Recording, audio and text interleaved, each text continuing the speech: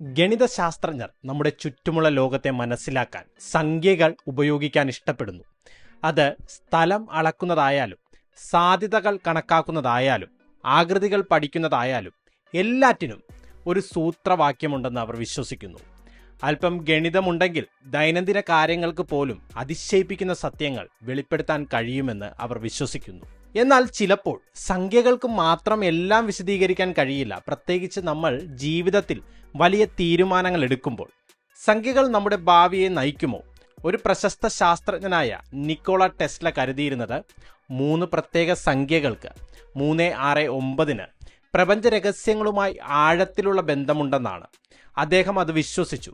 അദ്ദേഹത്തിന്റെ 369 രീതി ഇന്ന് ജീവിതത്തിൽ ഫോളോ ചെയ്യുന്നവരുമുണ്ട്.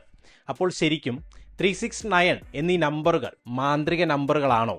ഈ വീഡിയോയിൽ ടെസ്ല ഈ സംഖ്യകൾ ഇത്ര ശക്തമാണെന്ന് കരുതിയത് എന്തുകൊണ്ടാണെന്നും ജീവിതത്തിൽ അവർ ആഗ്രഹിക്കുന്നത് ആകർഷിക്കാൻ ഇന്ന് ആളുകൾ 369 രീതി എങ്ങനെ ഉപയോഗിക്കുന്നുവെന്നും നമ്മൾ പരിവേഷണം ചെയ്യും. ചരിത്രത്തിലെ ഏറ്റവും മികച്ച കണ്ടുപിടുത്തക്കാരിൽ ഒരാളായിരുന്നു നിക്കോള ടെസ്ല. വൈദ്യുതിയുടെ ലോകത്തെ രൂപപ്പെടുത്താൻ അദ്ദേഹം സഹായിച്ചു. ആദ്യകാല മോട്ടോറുകൾ നിർമ്മിച്ചു. എന്നാൽ അദ്ദേഹത്തിന്റെ വ്യക്തി ജീവിതം അദ്ദേഹത്തിന്റെ ശാസ്ത്ര വിജയത്തിൽ നിന്ന് വളരെ വ്യത്യസ്തമായിരുന്നു. ജീവിതത്തിന്റെ ഭൂരിഭാഗവും ഒറ്റയ്ക്ക് ജീവിച്ച അദ്ദേഹം വളരെ കുറച്ച് സാമ്പത്തികവുമായി മരിച്ചു. അദ്ദേഹത്തിന് നിരവധി വിചിത്രമായ ശീലങ്ങൾ ഉണ്ടെന്ന് അദ്ദേഹത്തെ അറിയാവുന്ന ആളുകൾ പറയുന്നു. ഉദാഹരണത്തിന്, അദ്ദേഹം രാത്രിയിൽ 2 മണിക്കൂർ മാത്രമേ ഉറങ്ങിയിരുന്നുള്ളൂ. ഭക്ഷണം കഴിക്കുന്നതിന് മുമ്പ് അദ്ദേഹം തന്റെ പ്ലേറ്റിലെ ഭക്ഷണം അളക്കുമായിരുന്നു. മുത്തുകളോ ആഭരണങ്ങളോ അദ്ദേഹത്തിന് ഇഷ്ടമല്ലായിരുന്നു. അവ ധരിക്കുന്ന ആളുകളെപ്പോലും അദ്ദേഹം ഒഴിവാക്കിയിരുന്നു. ടെസ്ല വിവാഹം കഴിച്ചിരുന്നില്ല. ബന്ധങ്ങൾ തന്റെ ശ്രദ്ധ ജോലിയിൽ നിന്ന് വ്യതിചലിപ്പിക്കുമെന്ന് അദ്ദേഹത്തിന് തോന്നി. പകരം അദ്ദേഹം പ്രാവുകളെ സ്നേഹിക്കുകയും അവയെ വളരെയധികം പരിപാലിക്കുകയും ചെയ്തു. പാർക്കിൽ വെച്ച് അദ്ദേഹം അവയ്ക്ക് ഭക്ഷണം കൊടുക്കുകയും പരിക്കേറ്റ പക്ഷികളെ സുഖപ്പെടുത്താൻ തന്റെ മുറിയിലേക്ക് കൊണ്ടുപോവുകയും ചെയ്തിരുന്നു. ടെസ്ലയുടെ ഏറ്റവും സവിശേഷമായ ശീലങ്ങളിലൊന്ന് 369 എന്നീ സംഖ്യകളോടുള്ള അദ്ദേഹത്തിന്റെ വലിയ താല്പര്യമായിരുന്നു. ഒരു കെട്ടിടത്തിൽ പ്രവേശിക്കുന്നതിന് മുമ്പ് 3 തവണ അദ്ദേഹം ചുറ്റുമായിരുന്നു. ഇങ്ങനെ 3 സെറ്റുകളായി കൈ കഴുകുകയോ ചെയ്യുന്നത് പോലെ അദ്ദേഹം പലപ്പോഴും 3 തവണ പ്രവൃത്തികൾ ആവർത്തിച്ചു. ഇവ വിചിത്രമായി തോന്നാം, പക്ഷേ അവയ്ക്ക് ആഴത്തിലുള്ള അർത്ഥമുണ്ടെന്ന് ടെസ്ല വിശ്വസിച്ചിരുന്നു.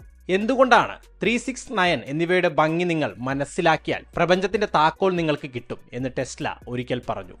അദ്ദേഹം ഇത് യഥാർത്ഥത്തിൽ പറഞ്ഞോ എന്ന് വ്യക്തമല്ല, പക്ഷേ വ്യക്തമായ കാര്യം അദ്ദേഹം ഈ സംഖ്യകളെ ശരിക്കും വിലമതിച്ചിരുന്നു. ജീവിതത്തിലും പ്രകൃതിയിലും എല്ലായിടത്തും ഈ സംഖ്യകൾ പ്രത്യക്ഷപ്പെട്ടുവെന്ന് അദ്ദേഹം വിശ്വസിച്ചു. പല പുരാതന സംസ്കാരങ്ങളും 3-ാം സംഖ്യയിൽ പ്രാധാന്യം കണ്ടു. ഉദാഹരണത്തിന്, ക്രിസ്തുമതത്തിൽ പിതാവ്, പുത്രൻ, പരിശുദ്ധാത്മാവ് എന്നീ ആശയങ്ങളുണ്ട്. എന്നാൽ ടെസ്ല ഈ സംഖ്യകളെ മതപരമായി കണ്ടില്ല. അവ ശാസ്ത്രീയമാണെന്ന് അദ്ദേഹം വിശ്വസിച്ചു. അദ്ദേഹത്തിന് അവ ഊർജം, വൈബ്രേഷൻ, ആവൃത്തി എന്നിവയെ പ്രതിനിധീകരിക്കുന്നു. പ്രപഞ്ചത്തിലെ എല്ലാറ്റിനെയും ഈ സംഖ്യകൾ കൊണ്ട് കീഴടക്കാമെന്ന് അദ്ദേഹം വിശ്വസിച്ചു. സുഹൃത്തുക്കളെ, ഈ വിശ്വാസത്തെ പിന്തുടരുന്നവർ ഇന്നുമുണ്ട് എന്ന് പറഞ്ഞാൽ നിങ്ങൾക്ക് വിശ്വസിക്കാൻ കഴിയുമോ? 369 ഇന്നത്തെ ലോകവും നോക്കിയാൽ ഇന്ന് ചില ആളുകൾ ടെസ്ലയുടെ ആശയങ്ങളെ ആധുനിക ചിന്തയുമായി സംയോജിപ്പിക്കുന്നു. രാവിലെ 3 തവണയും ഉച്ചയ്ക്ക് 6 തവണയും രാത്രി 9 തവണയും അവരുടെ ആഗ്രഹങ്ങൾ എഴുതി അവ സാധ്യമാകുന്നതിന് 3-6-9 രീതി എന്ന് വിളിക്കുന്ന ഒന്ന് അവർ ഉപയോഗിക്കുന്നു. ഇന്നത്തെ ലോകത്ത് ആളുകൾ എപ്പോഴും തങ്ങളുടെ ജീവിതം മെച്ചപ്പെടുത്താനുള്ള വഴികൾ തേടുന്നു. അതിന് 369 രീതി അവർ ഉപയോഗിക്കുന്നു. നിങ്ങൾ പതിവായി പൂർണ്ണ വിശ്വാസത്തോടെ ഇത് പിന്തുടരുകയാണെങ്കിൽ നിങ്ങളുടെ സ്വപ്നങ്ങളിൽ എത്തിച്ചേരാൻ ഈ രീതി നിങ്ങളെ സഹായിക്കുമെന്ന് പലരും വിശ്വസിക്കുന്നു. അപ്പോൾ 369 രീതി എന്താണ്? ഇത് മനസ്സിലാക്കാൻ 2 പ്രധാന ആശയങ്ങൾ നമ്മൾ പരിശോധിക്കേണ്ടതുണ്ട്: സ്ഥിരീകരണങ്ങളും ആകർഷണ നിയമവും, അതായത് affirmations and the law of attraction. Positive ചിന്തകൾ പോസിറ്റീവ് ഫലങ്ങൾ നൽകുമെന്ന വിശ്വാസമാണ് ആകർഷണ നിയമം. നിങ്ങൾ എന്തെങ്കിലും ശക്തമായി വിശ്വസിക്കുകയും അതിനായി പ്രവർത്തിക്കുകയും ചെയ്താൽ പ്രപഞ്ചം അത് സാക്ഷാത്കരിക്കാൻ സഹായിക്കും. ഈ ആശയം പുതിയതല്ല. 100-ലധികം വർഷങ്ങളായി ആളുകൾ ഇതിനെക്കുറിച്ച് സംസാരിക്കുന്നു. പ്ലേറ്റോ, ന്യൂട്ടൺ, ഐൻസ്റ്റീൻ തുടങ്ങിയ പ്രശസ്ത ചിന്തകർ സമാനമായ ആശയങ്ങൾ പരിവേഷണം ചെയ്തിട്ടുണ്ടെന്ന് വിശ്വസിക്കപ്പെടുന്നു. ജീവിതത്തിൽ നിങ്ങൾ ആഗ്രഹിക്കുന്നത് പ്രതിഫലിപ്പിക്കുന്ന ഹ്രസ്വവും ശക്തവുമായ വാക്യങ്ങളാണ് സ്ഥിരീകരണങ്ങൾ. എനിക്ക് വിജയിക്കണം എന്ന് പറയുന്നതിന് പകരം നിങ്ങൾ ഞാൻ വിജയിച്ചു എന്ന് പറയണം. ഈ വരികൾ വീണ്ടും വീണ്ടും പറയുന്നത് നിങ്ങളുടെ മനസ്സിനെ നിങ്ങളുടെ ലക്ഷ്യങ്ങളിൽ ശ്രദ്ധ കേന്ദ്രീകരിക്കാൻ സഹായിക്കുന്നു. വികാരത്തോടെയും വിശ്വാസത്തോടെയും നിങ്ങൾ അവ കൂടുതൽ ആവർത്തിക്കും തോറും അവ നേടിയെടുക്കാൻ നിങ്ങൾക്ക് കൂടുതൽ പ്രചോദനം ലഭിക്കും. ഇനി 369 രീതി എങ്ങനെ പ്രവർത്തിക്കുന്നുവെന്ന് നമുക്കൊന്ന് മനസ്സിലാക്കാം. ഘട്ട 1 3 3 വ്യക്തമായ ലക്ഷ്യങ്ങളെക്കുറിച്ചോ ആഗ്രഹങ്ങളെക്കുറിച്ചോ ചിന്തിക്കുക. അവ ഇതിനകം സത്യമാണെന്ന് തോന്നുന്നത് പോലെ എഴുതുക. ഉദാഹരണത്തിന്, ഞാൻ ആരോഗ്യവാനാണ്, എനിക്ക് എൻ്റെ സ്വപ്ന ജോലിയുണ്ട്, അല്ലെങ്കിൽ എനിക്ക് സമാധാനപരമായ ജീവിതം നയിക്കണം. ഘട്ടം 2 6 ഈ സ്ഥിരീകരണങ്ങൾ ഒരു ദിവസം 6 തവണ ആവർത്തിക്കുക. മങ്ങിയതോ അലസമായതോ ആയ രീതിയിലല്ല, ഊർജ്ജസ്വലമായി പറയുക. ഘട്ടം 3 9 ഓരോ തവണയും നിങ്ങൾ സ്ഥിരീകരണങ്ങൾ ആവർത്തിക്കുമ്പോൾ ഏകദേശം 9 സെക്കൻഡ് നേരത്തേക്ക് അവയിൽ ആഴത്തിൽ ശ്രദ്ധ കേന്ദ്രീകരിക്കാൻ ശ്രമിക്കുക. ചില ആളുകൾ നിങ്ങളുടെ സ്ഥിരീകരണങ്ങൾ രാവിലെ 3 തവണയും ഉച്ചയ്ക്ക് 6 തവണയും രാത്രി 9 തവണയും എഴുതാൻ നിർദ്ദേശിക്കുന്നു. കുറച്ച് ആഴ്ചത്തേക്ക് നിങ്ങൾ ഈ രീതി ആത്മാർത്ഥമായി പിന്തുടരുകയാണെങ്കിൽ നിങ്ങളുടെ ചിന്തകളിലും പ്രവൃത്തികളിലും നല്ല മാറ്റങ്ങൾ കാണാൻ തുടങ്ങിയേക്കാം. ഈ രീതിയുടെ ലക്ഷ്യം കാര്യങ്ങൾ മാന്ത്രികമായി ദൃശ്യമാക്കുകയല്ല, മറിച്ച് നിങ്ങളുടെ ശ്രദ്ധ വ്യക്തമായി നിലനിർത്തുക എന്നതാണ്. നിങ്ങളുടെ സ്വപ്നങ്ങളെക്കുറിച്ച് എല്ലാ ദിവസവും ഓർമ്മിച്ചു കൊണ്ടിരിക്കുമ്പോൾ അവ നേടിയെടുക്കാനുള്ള ശ്രമങ്ങൾ നിങ്ങൾ കൂടുതൽ നടത്താൻ സാധ്യതയുണ്ട്. വിജയപാതയിൽ തന്നെ തുടരാൻ നിങ്ങളുടെ മനസ്സിനെ പരിശീലിപ്പിക്കുന്നതിനുള്ള ഒരു മാർഗമാണിത്. 369 രീതി ഭാഗ്യത്തേക്കാൾ വ്യക്തതയും സ്ഥിരതയും കുറിച്ചാണ്. നിങ്ങൾക്ക് എന്താണ് വേണ്ടതെന്ന് അറിയുകയും അതിൽ പ്രതിജ്ഞാബദ്ധരായിരിക്കുകയും ചെയ്യുമ്പോൾ വിജയം കൂടുതൽ സാധ്യമാകും. ഇത് നിക്കോള ടെസ്ലയുടെ ഒരു ശീലമായിരുന്നു. അദ്ദേഹത്തിൻ്റെ ഈ രീതി ഇന്നും പിന്തുടരുന്നവർ ഉണ്ടെന്നുള്ളത് വാസ്തവമാണ്.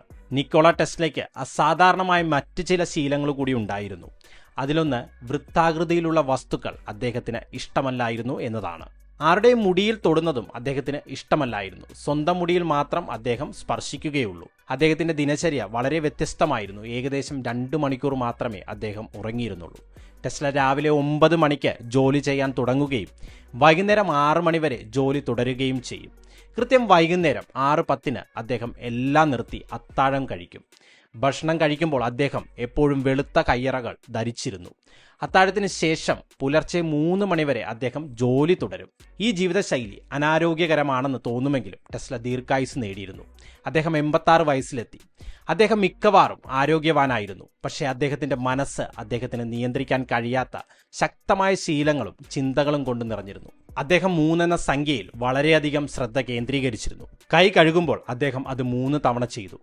ഏതെങ്കിലും കെട്ടിടത്തിൽ പ്രവേശിക്കുന്നതിന് മുമ്പ് അദ്ദേഹം 3 തവണ ചുറ്റി നടക്കും. ഈ പെരുമാറ്റമൊക്കെ കാരണം ഇന്ന് പലരും വിശ്വസിക്കുന്നത് ടെസ്ലയ്ക്ക് ഓട്ടിസവുമായി ബന്ധപ്പെട്ട ഒരു അവസ്ഥ ഉണ്ടായിരുന്നിരിക്കാമെന്നാണ്. ചില വിദഗ്ധർ കരുതുന്നത് അദ്ദേഹത്തിന് ആസ്പെർജേഴ്സ് സിൻഡ്രോം ഉണ്ടായിരുന്നു എന്നാണ്. ഇത് ഒരുതരം ഓട്ടിസമാണ്. അതിൽ ആ വ്യക്തി ബുദ്ധിമാനായിരിക്കും, പക്ഷെ സാമൂഹിക പെരുമാറ്റത്തിൽ ബുദ്ധിമുട്ടുന്നു.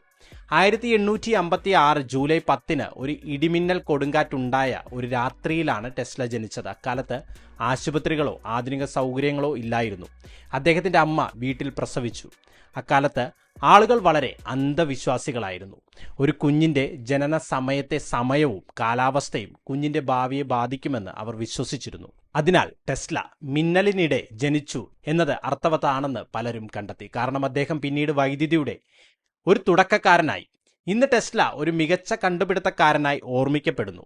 അദ്ദേഹത്തിൻ്റെ ആശയങ്ങളും കണ്ടുപിടുത്തങ്ങളും ലോകത്തെ മാറ്റിമറിക്കുകയും ഭാവി തലമുറകൾക്ക് ജീവിതം എളുപ്പമാക്കുകയും ചെയ്തു. നിങ്ങൾ അദ്ദേഹത്തിൻ്റെ കഥയെക്കുറിച്ച് എന്ത് ചിന്തിക്കുന്നു? നിങ്ങളുടെ അഭിപ്രായങ്ങൾ കമൻറ്റിൽ അറിയിക്കൂ. വീഡിയോ അവസാനിപ്പിക്കുന്നു. അടുത്ത വീഡിയോയിൽ കാണാം.